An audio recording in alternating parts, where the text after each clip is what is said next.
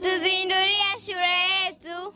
Asante sana. Ndiyo mtazamaji, kauli ya wanafunzi hawa, watoto hawa, inadhihirisha kwamba elimu ni ufunguo wa maisha, na ndiyo maana Mheshimiwa Waziri Mkuu Dr. Mwigulu Nchemba anaizindua shule hii ya msingi ya Kasoma hapa katika kijiji cha Kaboni, Musoma vijijini.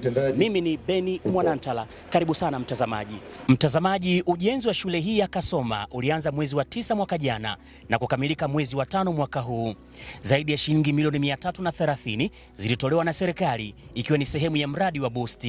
Shule hii ya msingi itakuwa mkombozi kwa wanakabon kama inavyoelezwa na mkurugenzi wa halmashauri ya wilaya ya Musoma, Msongera Parela.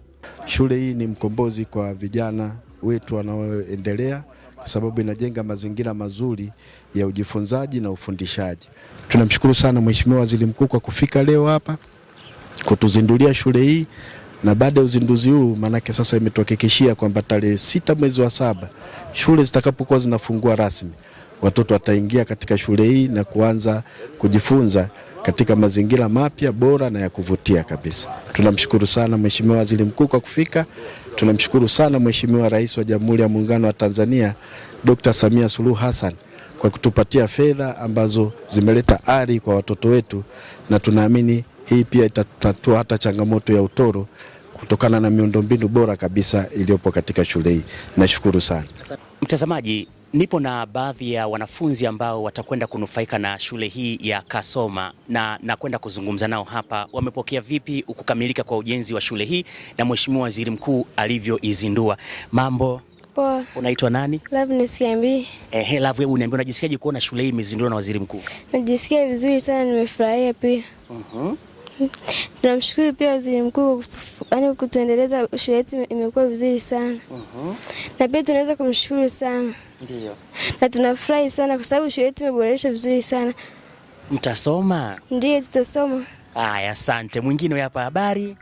Poa. Unaitwa nani? Regina. Regina nani? Bugwema. Na wewe niambie, mtasoma, shule imekuja nzuri? Tutasoma. Tutasoma kwa bidii, tunahakikisha tafaulu. Unamhakikishia nani? Waziri Mkuu. Tutafaulu na tutasoma vizuri na yeye atajivunia. Na uko darasa ngapi? La 7. Hongera Asante. Haya mtazamaji, hawa ni wanafunzi, lakini nimezungumza na wazazi ambao na wenyewe wameishukuru serikali kwa kuwajengea shule hii nzuri. Kitu cha kwanza napenda kumshukuru Mheshimiwa Rais wa Jamhuri ya Muungano wa Tanzania kuweza kukikumbuka kijiji cha Kaboni kutupatia mradi wa ujenzi wa shule ambao tayari umeshakamilika. Tunategemea vijana wetu watapata elimu nzuri ambayo itakuwa ina maendeleo mazuri kwa viongozi watakaokuwa wameipata, basi waweze kuitumia kwa ajili ya mafanikio ya siku zijazo. Kwa serikali ya Samia Suluhu Hassan, rais wetu wa Jamhuri ya Muungano, kwa kuweza kutukumbuka kwa kujengewa shule ya kisasa ambayo ina miundombinu yote ambayo inaonyesha kwamba tutapata, kwanza tutafurahi tutapata shule kama hii.